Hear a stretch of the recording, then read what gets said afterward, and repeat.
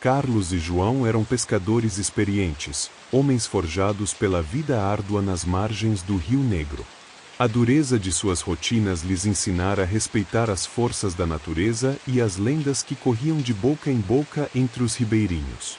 Cada história de assombração, cada relato de barcos desaparecidos ou pescadores nunca mais vistos, trazia consigo um peso que marcava os mais velhos e amedrontava os jovens. Contudo, naquela noite em particular, a necessidade falou mais alto. A decisão de pescar na infame Cova dos Mortos não foi tomada sem um longo debate. A área era temida por todos, um local onde a escuridão parecia mais densa, como se o rio escondesse algo profundo e antigo. Lendas falavam de naufrágios misteriosos e vozes que chamavam os pescadores para as profundezas. João, impulsionado por sua ambição, via oportunidade onde outros enxergavam perigo. As águas profundas guardam os melhores peixes, disse ele, com uma convicção que não admitia contestação. Carlos, embora cauteloso e hesitante, acabou cedendo à insistência do amigo. Não queria ser chamado de covarde, mesmo que algo dentro dele gritasse para não seguir em frente. A noite parecia diferente desde o início. O silêncio era espesso, quase palpável, como se a própria floresta tivesse prendido a respiração. O som dos insetos e dos animais noturnos, tão característico da região, simplesmente cessou. A lua, normalmente brilhante e cheia de vida, mal conseguia romper a densa névoa que começava a se erguer do rio, como dedos fantasmagóricos agarrando o ar. A luz pálida iluminava o suficiente para transformar o cenário em algo quase surreal, com sombras alongadas dançando de forma inquietante sobre as águas. Enquanto remavam para o centro da Cova dos Mortos, o som dos remos contra a água ecoava como uma melodia fúnebre, quebrando o silêncio de forma quase insultuosa. Carlos não conseguia afastar a sensação de que estavam sendo observados. Ele olhava por sobre os ombros, tentando distinguir algo no nevoeiro, mas tudo o que via eram contornos indistintos, formas que pareciam se mover apenas quando ele desviava o olhar. Você está quieto demais, Carlos, provocou João, soltando uma risada nervosa. Vai me dizer que está com medo dessas histórias para crianças? Carlos tentou sorrir, mas suas mãos firmemente agarradas nos remos o traíram. Não é medo, João. É respeito. Minha mãe sempre dizia que lugar amaldiçoado tem olhos que veem o que a gente não deveria ver. João revirou os olhos e deu um tapinha nas costas do amigo. Deixe de bobagem. São só histórias para assustar os desavisados. Hoje, vamos encher as redes e rir disso tudo quando amanhecer. Mas a noite não compartilhava do otimismo de João. A neblina se adensava, quase engolindo o barco, enquanto o rio parecia mais profundo, mais vivo. O som da água era diferente, com um gorgolejo baixo que lembrava uma respiração irregular. As sombras ao redor começaram a se movimentar de forma sutil, mas perceptível, como se algo estivesse rastejando nas margens. Carlos sentia o peso do ambiente apertar seu peito, mas não disse nada. Sabia que João não o levaria a sério. Quando finalmente chegaram ao ponto desejado, João começou a lançar as redes com uma energia quase ansiosa, enquanto Carlos observava, ainda tentando ignorar a sensação crescente de que haviam cometido um erro terrível. As redes afundaram rapidamente, mas, em vez do som tranquilizador de peixes sendo capturados, veio um som estranho, um zumbido baixo, que parecia vir das profundezas. Carlos olhou para o amigo, esperando que ele também tivesse notado. João, no entanto, continuava focado em puxar as redes, até que parou abruptamente, como se algo tivesse agarrado a linha. Carlos, me ajuda aqui. Parece pesado. A voz de João misturava excitação e esforço, mas Carlos hesitou. Havia algo errado. O zumbido crescia, agora acompanhado por um som quase humano, um canto. Era baixo, mas melodioso, e parecia vir de todos os lados ao mesmo tempo. Não era possível entender as palavras, mas a melodia era hipnotizante, envolvente e profundamente inquietante. Carlos sentiu um arrepio percorrer sua espinha enquanto as palavras de sua mãe ecoavam em sua mente. Lugares amaldiçoados têm vozes que chamam. Não responda, nunca responda. Olhou para João, que agora puxava as redes com mais força, aparentemente alheio ao som. João, larga isso. Vamos embora. Sua voz soou mais alta e desesperada do que ele pretendia, mas seu amigo nem sequer olhou para ele. E então, do meio da neblina, algo emergiu. Enquanto puxavam as redes, frustrados com a escassez de peixes que mal justificava o risco que haviam corrido, um som estranho cortou a quietude. Era um canto feminino, suave e melancólico, que parecia surgir do nada, como uma brisa que trouxesse consigo uma melodia antiga. A voz era encantadora e, ao mesmo tempo, inquietante, carregada de uma tristeza tão profunda que fazia o coração apertar e os pensamentos vacilarem. A melodia não parecia viajar pelo ar, mas ecoava diretamente em suas mentes, mexendo com algo primal, quase esquecido. Carlos parou de puxar a rede, sentindo um calafrio percorrer sua espinha. Ele tentou ignorar o som, mas a melodia parecia invadir seus pensamentos, crescendo em intensidade, até que cada nota pulsava dentro de sua cabeça. O silêncio opressor da floresta e do rio foi substituído por aquele canto hipnótico, que parecia vivo, pulsando ao redor deles. Você ouviu isso? Murmurou ele, sem tirar os olhos do nevoeiro que cobria o rio. João, ao contrário, parecia fascinado. Ouvi, Carlos. É infinito, não acha? Sua voz estava distante, como se ele mal estivesse ciente do que dizia. Carlos balançou a cabeça, tentando afastar o som. Algo estava errado, terrivelmente errado. João, isso não é normal. Precisamos sair daqui. Agora.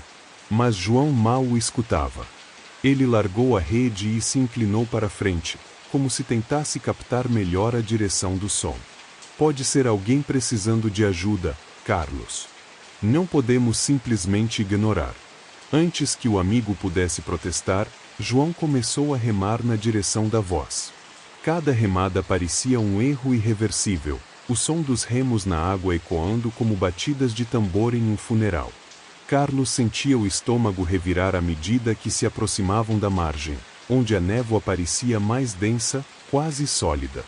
As árvores ali eram altas e esqueléticas, com galhos retorcidos que se erguiam como mãos implorando por salvação. O som ficou mais nítido, mais penetrante, e a cada nota Carlos sentia como se estivesse sendo puxado para baixo, para algo escuro e sem fundo. Finalmente, a margem revelou uma figura solitária.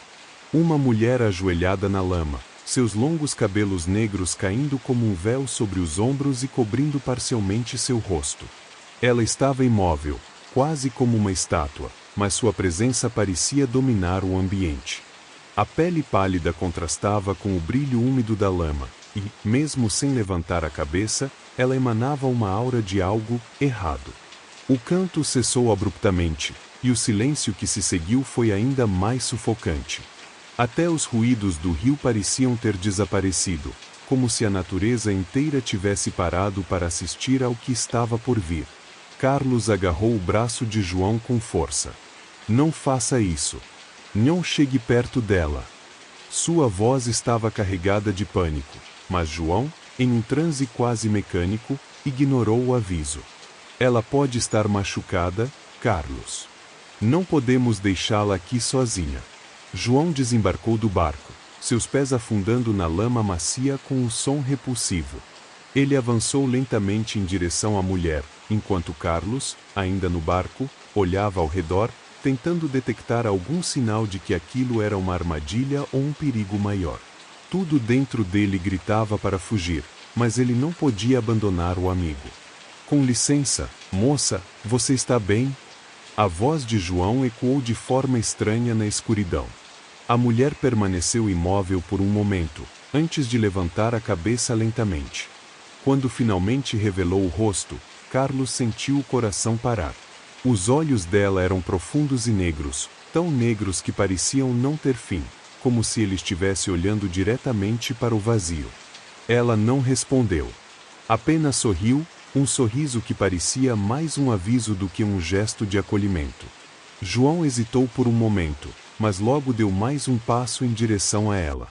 Carlos queria gritar, queria puxá-lo de volta para o barco, mas estava paralisado, como se as sombras ao seu redor o tivessem enlaçado e prendido ao lugar. E então, a mulher começou a cantar novamente. Desta vez, o som era mais alto, mais intenso, e não havia como ignorar sua influência. O canto parecia penetrar não apenas nos ouvidos, mas nos ossos, no sangue. Carlos sentiu sua mente começar a vacilar, e uma vontade estranha de se aproximar também tomou conta dele. Ele sabia que algo sobrenatural estava em jogo, mas lutar contra aquilo era como tentar escapar de um redemoinho. João estava agora muito próximo da mulher, quase ao alcance de suas mãos. E foi nesse instante que Carlos percebeu o movimento nas sombras ao redor. Elas estavam vivas. Quando João chamou pela mulher, o silêncio ao redor parecia se tornar mais denso, quase sufocante. Ela permaneceu imóvel, como se estivesse congelada no tempo, os longos cabelos negros cobrindo o rosto pálido que se inclinava ligeiramente para a frente. A tensão no ar era quase insuportável, como se a própria floresta estivesse prendendo a respiração. João, movido por uma mistura de curiosidade e um estranho senso de obrigação, deu alguns passos cautelosos em direção a ela. Cada passo fazia a lama se comprimir sob seus pés com um som viscoso e repugnante. No barco, Carlos observava a cena com o coração martelando no peito. Ele segurava o remo com tanta força que os nós dos dedos estavam brancos, como se aquele pedaço de madeira pudesse protegê-lo de algo que ele mal compreendia. Tudo dentro dele gritava para que puxasse João de volta, mas o amigo parecia enfeitiçado. Seus movimentos eram lentos e hesitantes, como se estivesse sendo guiado por uma força invisível. Algo estava errado. Terrivelmente errado. O instinto de Carlos berrava que aquilo não era uma pessoa, que aquilo era algo que não deveria ser perturbado. E então, a mulher virou-se. O movimento foi lento, quase antinatural, como se cada vértebra de seu pescoço se movesse separadamente. Primeiro, o contorno pálido do queixo emergiu da cortina de cabelos negros, seguido pelo restante de seu rosto. O que foi revelado era um pesadelo encarnado. A pele parecia desgastada, como se estivesse apodrecendo, e buracos negros profundos substituíam os olhos, emanando uma escuridão que parecia sugar toda a luz ao redor. A boca, um rasgo grotesco que se estendia além dos limites do rosto, parecia impossivelmente grande, cheia de dentes irregulares e afiados que reluziam de forma macabra sob a luz da lua. Carlos sentiu um nó na garganta, incapaz de gritar, de avisar João. Sua mente lutava para processar o horror diante dele. Antes que pudesse reunir forças para reagir, o grito dela rasgou a noite. Não era um som humano, era algo primordial, um som cortante e metálico que parecia carregar o peso do desespero, da ira e de algo ainda mais sombrio. Era como metal rasgando carne, um som que fazia o próprio ar ao redor vibrar com uma energia maligna.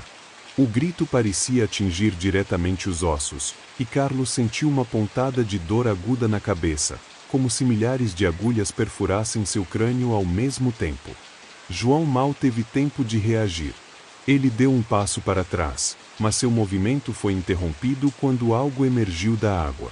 Mãos pálidas, com carne em decomposição e unhas longas e quebradiças, surgiram abruptamente da superfície escura, agarrando seus tornozelos com uma força desumana.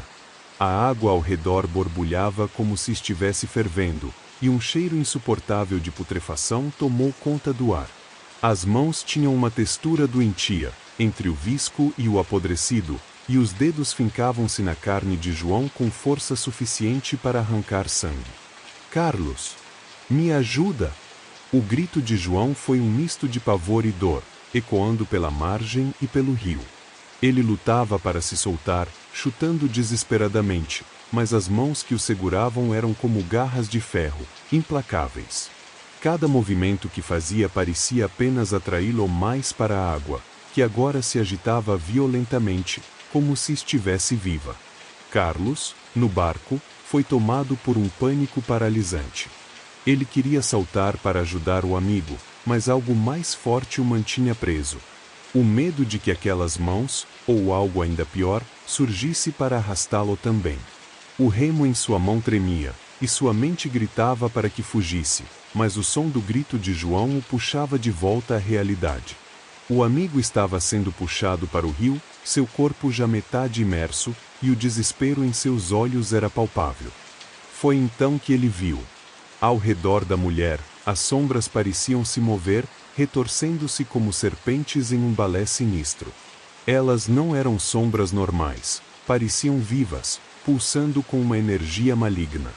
E dentro delas, outros olhos começaram a aparecer, pequenos pontos vermelhos brilhando no escuro, como os de predadores esperando pacientemente por sua vez de atacar.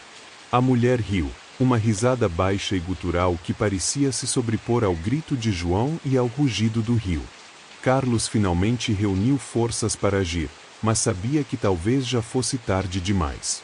Carlos gritou o nome do amigo com desespero, sua voz ecoando sem resposta pela noite sufocante. Ele remava com todas as forças, mas o rio parecia conspirar contra ele. A água, antes calma, agora se agitava violentamente, como se algo colossal estivesse prestes a emergir de suas profundezas. Cada remada era um esforço hercúleo, enquanto o barco balançava perigosamente, ameaçando virar a qualquer momento. O som das ondas quebrando contra a madeira misturava-se com os gritos de Carlos, criando uma cacofonia apavorante. À frente, João lutava contra as mãos pálidas que o arrastavam para o abismo. Suas pernas estavam submersas até os joelhos, e ele chutava desesperadamente, mas parecia não surtir efeito. O grito dele cortou o ar, um som que carregava um misto de pavor e resignação. Carlos! Me ajuda! Mas a distância entre eles parecia intransponível, e o pescador sabia, no fundo, que estava lutando contra algo muito além de sua compreensão. Então aconteceu. João foi puxado para dentro da água em um movimento rápido e brutal. A superfície do rio borbulhou por um instante, como se saboreasse sua presa, antes de voltar à sua agitação insana. Carlos teve um vislumbre aterrorizante antes que tudo terminasse. Os olhos de João, arregalados de medo, refletindo o brilho prateado da lua, desapareceram sob as ondas. Não era apenas a perda de seu amigo que o aterrorizava, era a certeza de que algo estava lá embaixo, algo que não deveria existir. Carlos gritou novamente, mas sua voz foi engolida pelo rugido do rio. Ele continuou a remar, seus músculos queimando de exaustão, enquanto a corrente parecia ganhar vida, tentando puxá-lo também. A água ao redor do barco começou a formar redemoinhos, e por um momento ele teve a horrível sensação de que estava sendo observado.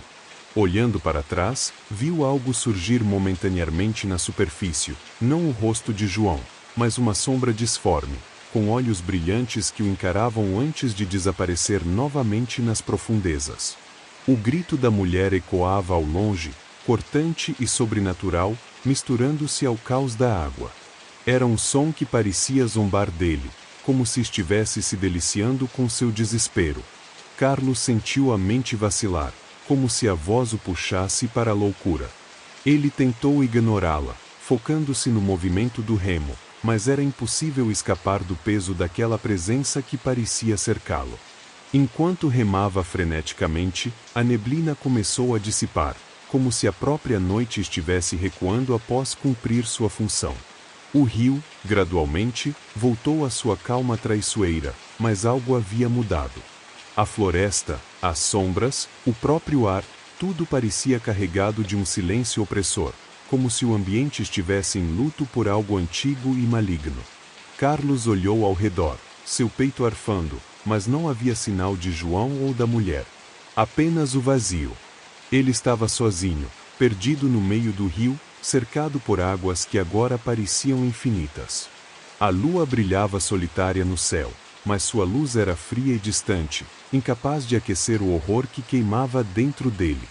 Ele não sabia quanto tempo ficou ali, olhando fixamente para o vazio, incapaz de processar o que havia acontecido. Quando finalmente encontrou forças para remar em direção à margem, o fazia mecanicamente, como se seu corpo tivesse assumido o controle enquanto sua mente permanecia presa naquele momento. Ao alcançar a segurança relativa da terra firme, Carlos caiu de joelhos, tremendo de exaustão e medo. O rio atrás dele estava calmo novamente, como se nada tivesse acontecido, mas ele sabia a verdade. Algo terrível vivia naquela água, algo que a humanidade não deveria ousar perturbar. E João? João jamais voltaria. O pescador olhou para o rio uma última vez antes de se afastar, prometendo a si mesmo que nunca mais voltaria àquele lugar. No entanto, o canto ainda ressoava em sua mente, baixo, persistente, como um eco distante que jamais o deixaria em paz. Ele sabia que, onde quer que fosse, carregaria aquele som consigo, uma lembrança viva do que as sombras do rio haviam lhe roubado naquela noite. Na manhã seguinte, o cenário encontrado pelas autoridades era desolador. O barco de Carlos e João foi descoberto à deriva nas margens do rio, meio submerso, com sinais de uma noite violenta. As redes estavam rasgadas, os remos quebrados, e uma fina camada de lama cobria o interior da embarcação. Nenhum vestígio de João foi encontrado, nem marcas que indicassem uma luta comum. Era como se ele tivesse simplesmente desaparecido, engolido pelo próprio rio. Os homens que investigaram o local relataram um silêncio incomum ao redor, como se até os pássaros e os animais da floresta evitassem aquele trecho da Cova dos Mortos. Alguns disseram ter sentido calafrios inexplicáveis, outros afirmaram ouvir ecos distantes de algo que soava como um canto, mas ninguém ousou permanecer por muito tempo. Carlos, por sua vez, estava irreconhecível. Encontrado em estado de choque na vila, ele mal conseguia formar palavras coerentes. Seus olhos estavam fundos, como se não tivesse dormido, e sua pele pálida contrastava com o olhar vazio de quem havia enfrentado algo que ninguém acreditaria. Os moradores tentaram extrair dele o que havia acontecido, mas tudo o que Carlos dizia eram fragmentos desconexos, o rosto desfigurado da mulher, o grito de João e a escuridão que parecia ter vida própria. Ele não contou tudo, ou talvez não conseguisse, mas o pouco que disse foi suficiente para deixar os ouvintes inquietos. Alguns acreditavam que ele havia enlouquecido, incapaz de lidar com o trauma. Outros, mais supersticiosos, afirmavam que o canto das sombras o havia marcado, que ele carregava algo daquela noite dentro de si. Ele viu demais, e o rio não perdoa a quem desafia seus mistérios, sussurravam as mulheres mais velhas, cruzando os braços em proteção contra o mal que pareciam sentir no ar. Pouco tempo depois, Carlos desapareceu da vila. Partiu silenciosamente, sem avisar ninguém, carregando apenas algumas coisas numa mochila velha. Alguns diziam que ele foi atrás de respostas, outros acreditavam que estava fugindo da própria mente, mas todos concordavam em uma coisa: ele jamais voltaria a ser o mesmo. Com o passar do tempo, a tragédia tornou-se mais uma das lendas que assombravam o Rio Negro. O caso de João e Carlos era contado como um aviso, um lembrete aos imprudentes que ousassem desafiar os limites entre o mundo dos vivos e o desconhecido. A Cova dos Mortos tornou-se ainda mais evitada, um lugar que ninguém mencionava sem um tom de reverência temerosa. As histórias sobre o local continuaram a crescer. Pescadores relatavam que, em noites de neblina, o rio assumia um comportamento estranho, como se fosse outro ser, observando. Outros juravam ouvir, ao longe, um canto melancólico e irresistível, um som que parecia chamar por novas vítimas. É o espírito dela, buscando mais almas para levar ao fundo do rio, diziam os mais supersticiosos.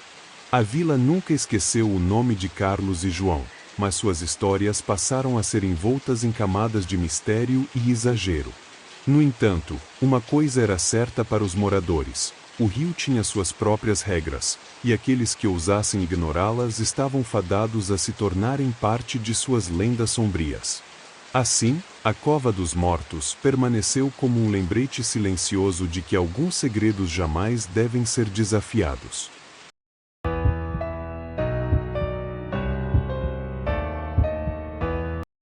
Francisco era um homem simples, mas havia algo nele que sempre o destacava, uma teimosia que beirava a obstinação. Na pequena vila de pescadores onde morava, ele era conhecido tanto pela habilidade com os remos quanto pela descrença nos contos antigos que os mais velhos insistiam em perpetuar. Eles falavam de criaturas míticas, maldições e mistérios escondidos nas águas do imponente Rio Negro, histórias que, para Francisco, não passavam de fantasias. Ele passava os dias navegando sozinho pelas águas escuras do rio, explorando cada curva, cada enseada, como se o lugar fosse uma extensão de sua própria casa. Conhecia o rio como a palma de sua mão, ou ao menos acreditava que sim. Mas, no fundo de seu coração, havia um desejo que o consumia em segredo: capturar o lendário tucunaré gigante. Para os habitantes da vila, essa criatura era mais do que um peixe. Era uma lenda viva, um monstro de escamas reluzentes que, segundo diziam, era tão grande quanto um pequeno barco. No entanto, a história trazia consigo um aviso sombrio: aquele que ousasse desafiar a criatura estaria condenando não apenas a si mesmo, mas também a todos ao seu redor, a um destino trágico. Francisco, entretanto, não dava ouvidos a essas advertências. Histórias para assustar criança, dizia ele com um sorriso debochado, entre goles de cachaça no bar da vila. Mas havia algo em seus olhos que traía a segurança que ele tentava demonstrar. Um brilho de curiosidade, ou talvez de fascínio, que surgia sempre que alguém mencionava a criatura. No fundo, ele não via o tucunaré como uma ameaça, mas como um troféu esperando para ser conquistado. Imaginem a fama que terei quando trouxer aquele peixe para a vila, pensava consigo mesmo. Vou mostrar a todos que essas histórias não passam de bobagens. Foi numa madrugada sem lua que Francisco decidiu transformar seu desejo em ação. O ar estava pesado, mais quente e úmido do que o habitual, e um silêncio desconfortável pairava sobre o rio, como se a própria natureza estivesse segurando o fôlego. Até mesmo as cigarras e os sapos, sempre tão barulhentos à noite, pareciam ter desaparecido. Ele não mencionou sua saída a ninguém, nem mesmo ao velho Martinho, seu vizinho e amigo de longa data, que sempre insistia em dizer que algumas lendas não deviam ser desafiadas. Francisco acreditava que o silêncio sobre sua partida era uma garantia de que ninguém o impediria ou tentaria dissuadi-lo.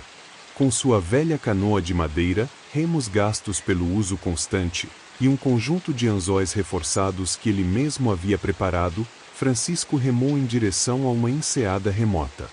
Diziam que ali, nas águas mais profundas e escuras, onde a corrente era traiçoeira e os galhos submersos se erguiam como braços de mortos afogados, o tucunaré habitava. Ele mal podia conter a ansiedade enquanto se aproximava do local. Hoje é o dia, murmurou para si mesmo, tentando ignorar o arrepio que subia por sua espinha a cada remoada. Quando chegou, o lugar parecia ainda mais assustador do que ele imaginara. As árvores altas e retorcidas à margem do rio criavam sombras que dançavam de forma inquietante sob o fraco brilho das estrelas. As águas escuras refletiam o céu como um espelho, mas havia algo de estranho na superfície, algo que Francisco não conseguia identificar. Ele tentou afastar a sensação incômoda, dizendo a si mesmo que era apenas sua imaginação pregando peças. Com mãos firmes, mas um coração que batia acelerado, ele preparou a isca. Usou o melhor pedaço de carne que tinha, algo que acreditava ser irresistível para o gigante. Lentamente, ele lançou a linha, observando o anzol desaparecer nas profundezas do rio. O silêncio ao redor era tão intenso que ele podia ouvir cada respiração sua, cada batida do próprio coração. Por um momento, tudo parecia normal. Mas então, um movimento estranho na água chamou sua atenção. Um leve ondular, seguido por um som baixo, quase imperceptível, como um sussurro vindo debaixo d'água. Francisco engoliu em seco, mas não recuou. Ele estava ali por um motivo, e não permitiria que sua mente começasse a inventar medos. É só o peixe. É agora ou nunca, disse a si mesmo, agarrando a vara de pesca com mais força. O que Francisco ainda não sabia é que aquela noite marcaria sua vida para sempre, de uma forma que ele jamais poderia prever. A escuridão ao redor de Francisco parecia ganhar vida, envolvendo-o como um manto opressor. O mundo inteiro parecia ter se encolhido para dentro daquele pequeno pedaço de rio, onde nem o vento ousava soprar, nem as aves noturnas ousavam cantar. Até o habitual zumbido dos insetos havia desaparecido, deixando apenas o som leve e repetitivo da água tocando o casco da velha canoa. Era como se o rio estivesse esperando, segurando o fôlego junto com Francisco. O tempo passava devagar, arrastando-se como se cada segundo fosse um peso insuportável. E então, o silêncio foi quebrado. Um puxão. Não um puxão qualquer, mas uma força tão violenta que quase arrancou a vara das mãos calejadas de Francisco, quase o jogando para dentro do rio. Ele gritou, mais por reflexo do que por medo, agarrando-se à vara com toda a força que tinha. O coração disparou em seu peito, cada batida ecoando como um tambor dentro de seus ouvidos. Por um instante, ele pensou que tinha perdido o equilíbrio. O barco balançava descontroladamente, rangendo em protesto como se estivesse prestes a se partir ao meio. A água ao redor borbulhava e se agitava, formando redemoinhos que pareciam querer arrastar a pequena embarcação para as profundezas. Francisco fincou os pés no fundo da canoa, os músculos de seus braços e ombros queimando enquanto lutava para não perder o controle. O peso na linha era inacreditável, como se ele tivesse fisgado algo que não deveria estar ali, algo que desafiava tudo o que ele sabia sobre o rio e suas criaturas. Cada puxada da linha trazia consigo um som gutural, quase como um lamento distante que fazia os pelos de sua nuca se arrepiarem. Ele sentiu o suor escorrendo por sua testa, misturando-se ao ar abafado da noite. E então, aconteceu. Das profundezas agitadas, o tucunaré emergiu. Mas não era o peixe que Francisco esperava. A criatura era descomunal, muito maior do que qualquer lenda havia descrito. Suas escamas não eram apenas grandes, eram grotescas, brilhando sob a luz fraca das estrelas como se cobertas por óleo negro, refletindo uma escuridão que parecia absorver a própria luz ao seu redor. Cada movimento do animal fazia a água brilhar com tons metálicos, como se algo sobrenatural estivesse impregnado nela. E os olhos? Francisco nunca esqueceria os olhos. 2 globos amarelados, quase incandescentes, encaravam-no com uma intensidade que fazia sua alma vacilar. Não eram olhos de peixe. Eram algo mais antigo, mais profundo, como se a própria essência do rio estivesse olhando para ele através daquela criatura. Aqueles olhos carregavam uma sabedoria sombria, um julgamento silencioso que fazia Francisco sentir-se pequeno, insignificante. Por um instante, ele achou que havia se enganado. Talvez a criatura não fosse apenas um animal, talvez fosse algo mais. Algo que ele não deveria ter chamado. Um som estranho ecoou na noite, um grunhido gutural que não parecia vir apenas do peixe. Era como se a noite inteira tivesse soltado um gemido, um som que vinha de todos os lados e de lugar nenhum, preenchendo o ar com uma vibração que fazia seus dentes rangerem. Francisco sentiu o pavor se instalar em seu peito, uma sensação avassaladora de que ele não deveria estar ali. Mesmo assim, ele não soltou a vara. Teimoso como era, continuou lutando, como se sua determinação pudesse rivalizar com o poder primordial que se agitava abaixo dele. Mas uma pergunta começava a surgir em sua mente, incômoda e insistente: e se a lenda fosse real? Apesar do medo crescente, Francisco agarrou-se à linha como se sua vida dependesse disso. É só um peixe. Só um peixe. Ele repetia em um sussurro nervoso, tentando convencer a si mesmo, mas sua voz vacilava. Seus braços tremiam sob o esforço de puxar aquela força colossal, enquanto sua mente oscilava entre a determinação e o puro terror.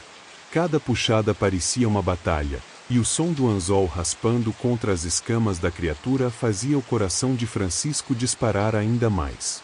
Era só um peixe. Tinha que ser apenas um peixe. Quando finalmente a criatura começou a emergir, o misto de fascínio e horror no rosto de Francisco era evidente. Ele admirou sua conquista por um instante, mas essa admiração logo deu lugar a um novo tipo de medo. As águas ao redor, que até então pareciam estáticas e sufocantes, começaram a se agitar violentamente. Pequenas ondas batiam contra o casco de sua canoa com uma força inesperada, fazendo-a balançar como uma folha ao vento. O silêncio da noite foi rompido por sons que não pareciam pertencer a este mundo. Murmúrios indecifráveis flutuavam no ar, misturados a sussurros que vinham de todos os lados. Francisco olhou ao redor, mas não havia ninguém, apenas a vastidão escura do rio. Isso não é possível. Ele murmurou, a voz mal saindo de seus lábios. Mas o pior estava por vir. De repente, as águas começaram a borbulhar de maneira sinistra. De dentro do turbilhão que se formava ao redor da canoa, algo começou a emergir. Não era uma criatura ou uma extensão do peixe. Eram mãos. Mãos humanas, mas pálidas, quase translúcidas e esqueléticas. Primeiro vieram algumas, e então dezenas, talvez centenas delas. Eram mãos impossivelmente longas, estendendo-se para fora da água como se fossem raízes de uma árvore afogada. Elas se moviam com uma precisão assustadora, agarrando-se ao casco da canoa, à vara de pesca e, finalmente, a Francisco. Ele gritou, um som primal que ecoou no vazio da noite, mas ninguém estava lá para ouvi-lo. Francisco lutou, chutando e socando aquelas mãos geladas que se enrolavam ao redor de seus tornozelos e pulsos. Cada toque delas era um choque de frio, como se elas sugassem o calor de seu corpo. Sua canoa rangeu sob o peso das criaturas invisíveis que pareciam surgir das profundezas, e então, com um estrondo assustador, virou.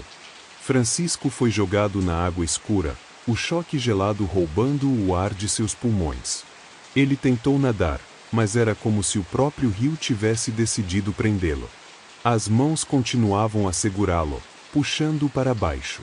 Sentiu dedos frios ao redor de seu pescoço, apertando como se quisessem silenciar qualquer resistência. Suas pernas foram imobilizadas, e ele mal conseguia mover os braços. A escuridão das águas parecia se fechar ao seu redor, engolindo qualquer vislumbre de luz ou esperança. Seu grito foi breve, abafado pelas águas profundas. Tudo ao seu redor era frio, silencioso e eterno. Enquanto Francisco era arrastado para o fundo, a única coisa que ecoava em sua mente era a voz dos velhos da vila, advertindo das maldições do rio. Agora, ele entendia. Mas era tarde demais. Na manhã seguinte, o sol nascente trouxe uma luz pálida e hesitante sobre a pequena vila de pescadores, mas algo parecia errado.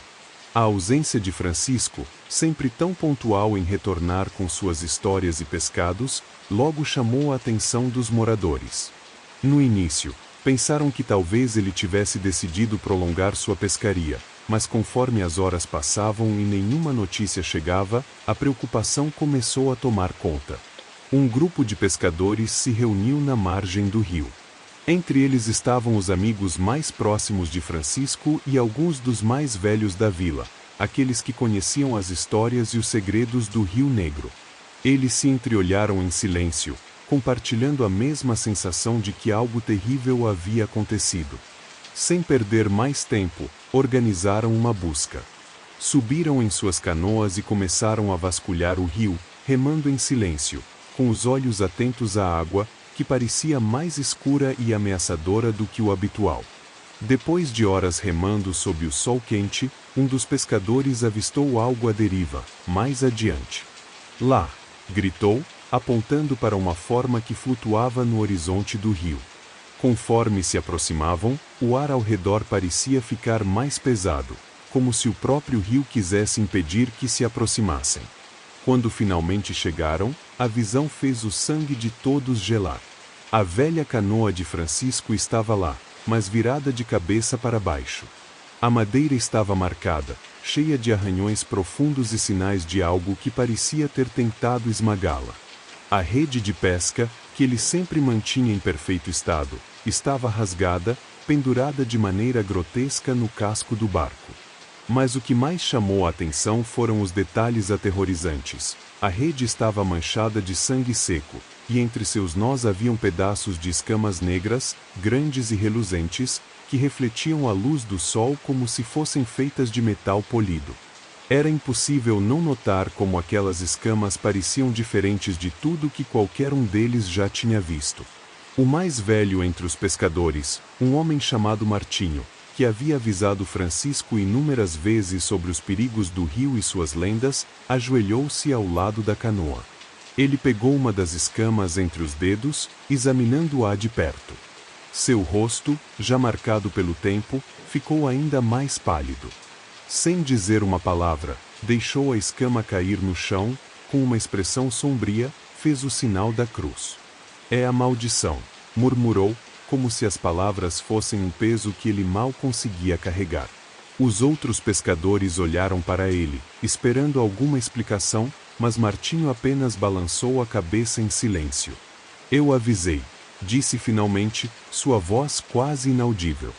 Ele não devia ter desafiado o que não entende. O rio tem suas próprias leis. E quem tenta quebrá-las? Ele não terminou a frase, mas todos ali sabiam o que ele queria dizer. A busca por Francisco continuou por mais algumas horas, mas sem sucesso. Não havia sinais de seu corpo, apenas o silêncio pesado do rio que parecia observá-los. Alguns acreditavam que ele havia sido levado pelas profundezas, devorado pela criatura que ousou desafiar. Outros diziam que o rio havia reclamado sua alma como parte de uma dívida antiga. Quando retornaram à vila, levaram consigo a canoa e as escamas negras como prova do que encontraram. Mas nenhum deles se atreveu a falar muito sobre o que viram. Para os mais jovens, foi um aviso claro. Para os mais velhos, uma confirmação do que sempre souberam. Algumas lendas não são apenas histórias para assustar crianças. Elas são advertências, murmúrios ancestrais que ecoam do fundo das águas. Desde aquele dia, ninguém mais ousou pescar nas águas profundas do Rio Negro. A canoa de Francisco foi deixada na margem como um lembrete silencioso, e as escamas, agora guardadas na casa de Martinho, eram tratadas como relíquias amaldiçoadas. De vez em quando, alguém jurava ouvir murmúrios vindos do rio, como se a própria água estivesse sussurrando segredos sombrios. E a história de Francisco, o homem que desafiou a lenda, tornou-se mais uma entre as muitas advertências que os pescadores da vila contavam ao redor do fogo. Respeitem o rio, diziam, porque ele sempre toma de volta o que é seu. Nos dias que se seguiram ao desaparecimento de Francisco, uma sombra de medo e incerteza pairou sobre a vila. Os pescadores mais velhos, aqueles que carregavam as histórias do rio como verdades incontestáveis, evitaram completamente a enseada onde ele havia desaparecido. Não era apenas precaução, era uma reverência silenciosa a algo que eles acreditavam ser maior e mais antigo que todos ali. O rio levou o que era dele, diziam, com olhares sombrios e vozes baixas, como se temessem que as próprias águas pudessem ouvir. Ainda assim, a curiosidade é uma força poderosa, especialmente para os jovens que nunca tinham visto o rio como algo além de uma fonte de sustento e aventura. Alguns deles, descrentes das histórias que agora cresciam em tom de ameaça, decidiram investigar o local. Eles partiram ao amanhecer, carregando risos nervosos e provocando os mais velhos, prometendo voltar com a verdade sobre o que havia acontecido com Francisco. Mas nenhum deles retornou. As horas passaram, e a expectativa deu lugar à preocupação.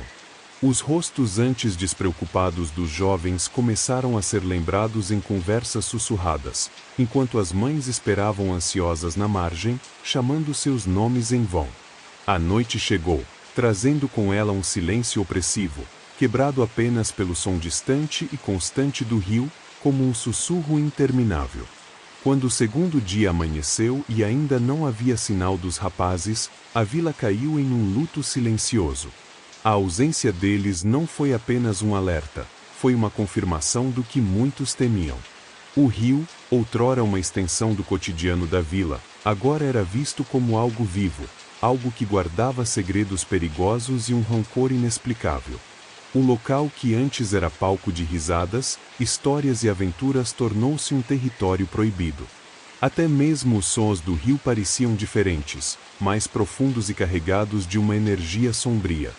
A vila, que antes era cheia de vida, agora parecia sufocada por um medo constante. As risadas e os murmúrios nas noites quentes deram lugar ao silêncio. Até os bares, normalmente animados, eram tomados por conversas rápidas e tensas, como se ninguém quisesse tocar no assunto diretamente. As crianças, antes correndo pelas margens, agora eram mantidas dentro de casa, longe do alcance das águas escuras. E o rio havia mudado. Ele parecia mais sombrio, mais pesado, como se carregasse o peso das almas que tomou. As pessoas começaram a evitá-lo não apenas fisicamente, mas até mesmo com os olhos. Era como se um novo espírito tivesse tomado conta das águas, algo que muitos acreditavam ser Francisco. Aqueles que ousavam olhar para o rio à noite juravam ver sombras se movendo sob a superfície, e alguns até afirmavam ouvir murmúrios distantes, como se uma voz masculina tentasse falar, mas fosse abafada pelas profundezas. A lenda do tucunaré gigante deixou de ser apenas uma história para assustar crianças e se tornou uma verdade viva, presente em cada olhar apreensivo e em cada passo hesitante próximo às margens. A vila nunca mais seria a mesma, e o rio agora era temido como uma entidade vigilante, que cobrava um preço daqueles que ousavam desafiar sua fúria.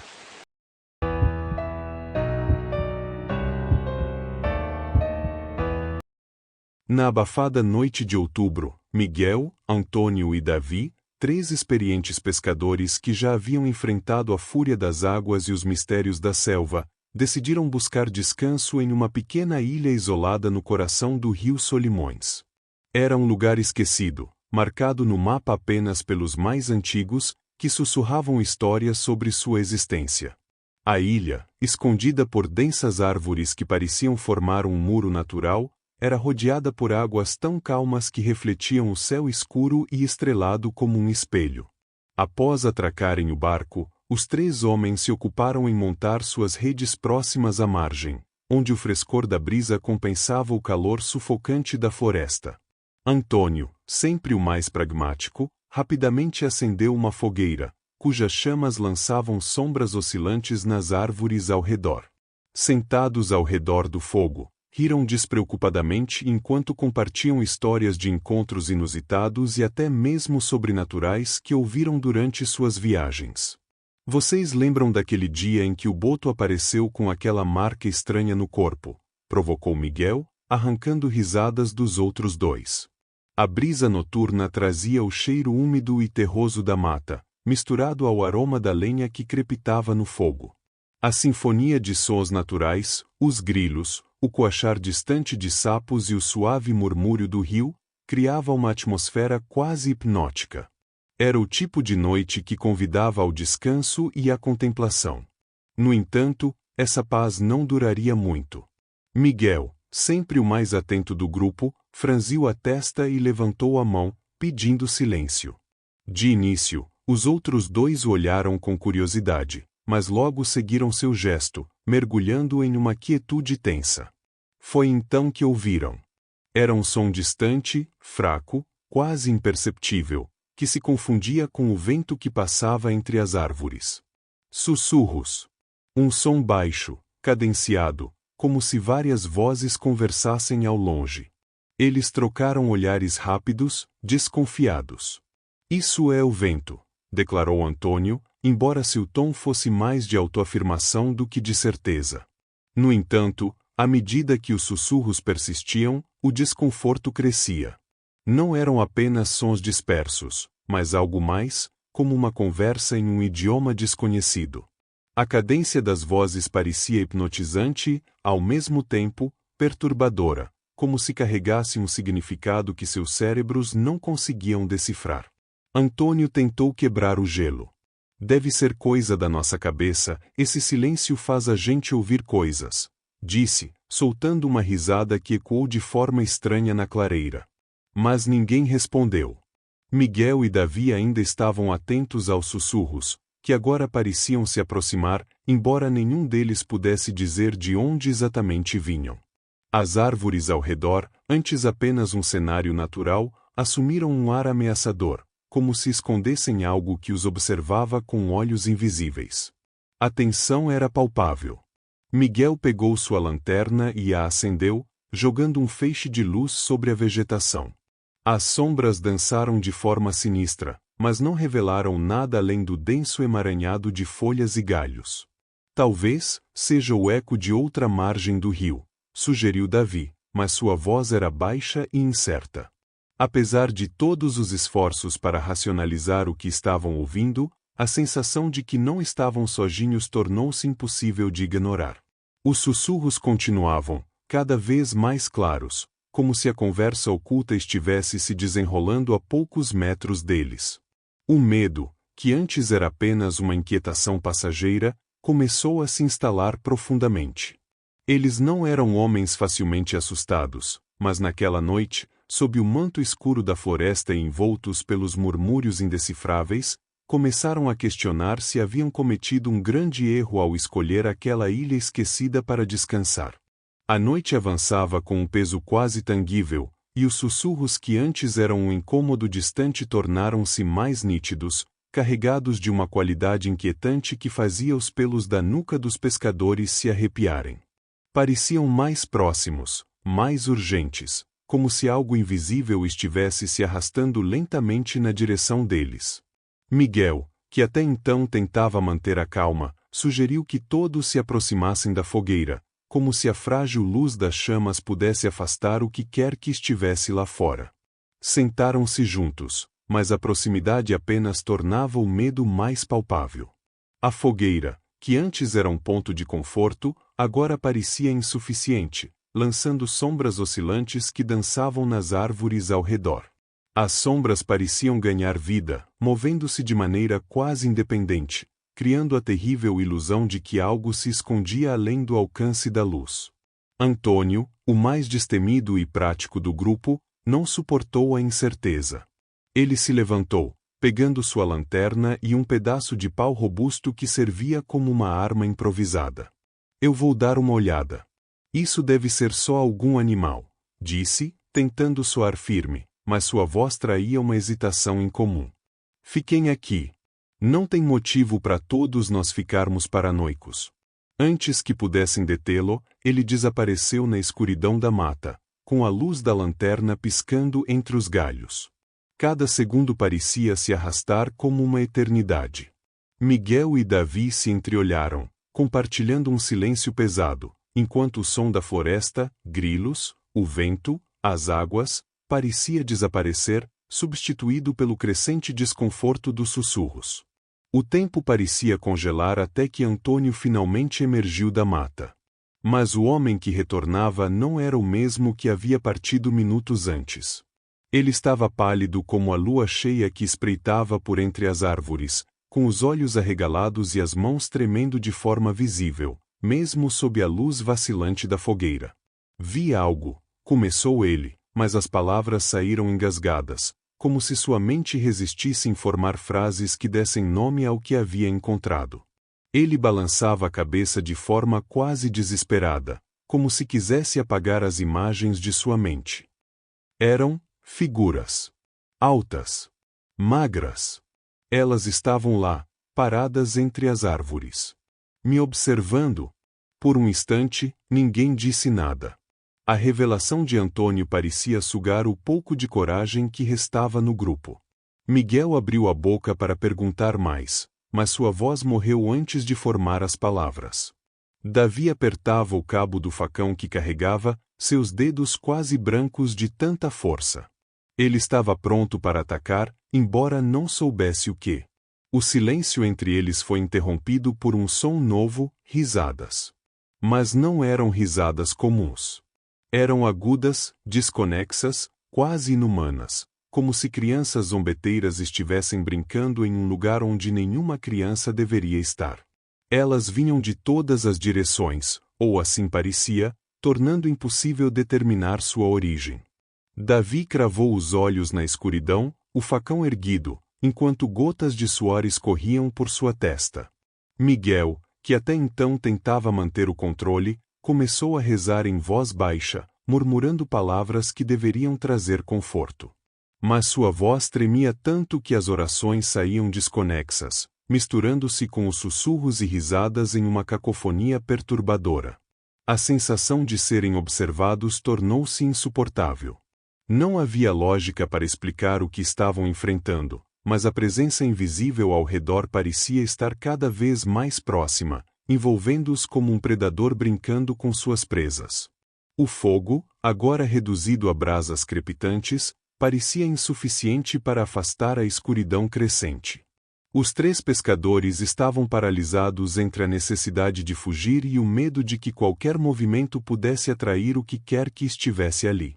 Mas, no fundo, todos sentiam a mesma coisa. Algo cercava, algo que não fazia parte do mundo que conheciam. Algo que não deixaria a ilha sem antes reclamar o que parecia ter vindo buscar. Sem aviso, um vento gélido e cortante varreu o acampamento com uma força descomunal, apagando a fogueira em um único sopro. A luz vacilante que lhes dava conforto desapareceu, e a ilha mergulhou em uma escuridão opressora, tão densa que parecia esmagá-los. As árvores ao redor balançavam violentamente, suas copas se inclinando de forma quase sobrenatural, como se estivessem prestes a se quebrar. Mas o céu acima permanecia limpo, estrelado, em uma quietude que desafiava a fúria do vento. Os sussurros, antes distantes e indecifráveis, agora soavam próximos, íntimos, como se pairassem diretamente nos ouvidos deles. Era impossível ignorá-los, como uma presença invisível que se intrometia em seus pensamentos, penetrando suas mentes. Cada palavra sussurrada parecia carregar um peso, um segredo terrível que eles não deveriam ouvir. Então, o som que quebrou o limiar do terror, passos pesados, reverberando na terra úmida, como se algo colossal estivesse se aproximando. As folhas secas estalavam sob o peso, e o chão parecia vibrar a cada impacto. Miguel e Davi se entreolharam, olhos arregalados, respirando pesadamente, mas nenhum deles conseguia falar. Era como se o medo tivesse roubado até o som de suas vozes. Antônio, o mais impulsivo, foi o primeiro a reagir. Com um grito que misturava pânico e desespero, ele se lançou em direção ao barco. A lanterna que segurava tremeluziu por um instante antes de ser engolida pela escuridão. Antônio, gritou Miguel, mas o chamado morreu no ar, abafado pelos sussurros e pelo som esmagador dos passos. Ele tentou correr atrás do amigo, mas tropeçou nas raízes retorcidas que pareciam crescer como garras sob seus pés. A última coisa que viram de Antônio foi a silhueta dele, correndo desesperadamente em direção à margem. Mas antes que pudesse alcançar o barco, um som terrível ecoou pela ilha, um estalo, como de madeira se partindo, seguido por um grito sufocado que se dissolveu na escuridão. O silêncio que se seguiu foi ainda mais aterrorizante. Miguel e Davi ficaram onde estavam, paralisados, incapazes de se mover ou sequer respirar direito. O som dos passos continuava, agora rodeando-os, lento e deliberado, como se a criatura os estivesse cercando. A ilha inteira parecia viva, pulsando com uma energia maligna que se infiltrava em seus ossos. Os sussurros haviam mudado, tornaram-se gritos, guturais e ensurdecedores, como se as árvores ao redor estivessem dando voz a uma raiva ancestral. Davi apertava o facão contra o peito, as mãos tremendo incontrolavelmente, enquanto Miguel murmurava orações desconexas, lágrimas escorrendo por seu rosto. O medo os havia reduzido a fragmentos de coragem, sombras dos homens que haviam chegado àquela ilha. E então, como se uma lâmina invisível cortasse o ar, o silêncio caiu abruptamente. Um silêncio tão absoluto que parecia antinatural, sufocante. Miguel estava ao lado de Davi um instante antes, mas quando o homem virou para olhar o amigo, viu apenas o vazio. Ele estava sozinho. A escuridão parecia fechar-se ao seu redor, viva e pulsante, e Davi finalmente entendeu. A ilha não era apenas um pedaço de terra no rio Solimões. Era uma armadilha, uma boca faminta esperando por eles, e agora, ele era o último. O sol nasceu lentamente, tingindo o céu com tons de dourado e laranja, mas sua luz parecia incapaz de dissipar o terror que ainda pairava sobre a ilha. A paisagem, agora iluminada, revelava um cenário de destruição e abandono. Não havia sinal de Miguel ou Antônio, era como se tivessem sido apagados da existência. O acampamento estava destruído, redes rasgadas pendiam dos galhos, a fogueira transformada em cinzas espalhadas, e os poucos pertences que restavam estavam jogados pelo chão, cobertos de lama e folhas. Davi emergiu da mata, trêmulo, os olhos fundos e cheios de um desespero silencioso. Seu corpo estava coberto de arranhões e hematomas, como se tivesse passado a noite fugindo de algo que o perseguia incansavelmente. Seus passos eram vacilantes, e a cada som ao seu redor, o farfalhar de folhas ou o canto de um pássaro, ele se encolhia, como se esperasse que aquilo que o aterrorizara voltasse. Quando encontrou o barco, uma centelha de esperança quase o fez desabar de joelhos. No entanto, ao se aproximar, percebeu que o pequeno bote não era mais um refúgio seguro. A madeira estava marcada por arranhões profundos e desordenados, como se garras gigantescas tivessem tentado destruí-lo. Algumas partes estavam rachadas, e manchas escuras de algo que parecia sangue seco salpicavam os remos. O cheiro de ferrugem e umidade era sufocante, mas ele não tinha escolha. A alternativa era permanecer naquela ilha amaldiçoada. Com as mãos trêmulas, Davi empurrou o barco para a água.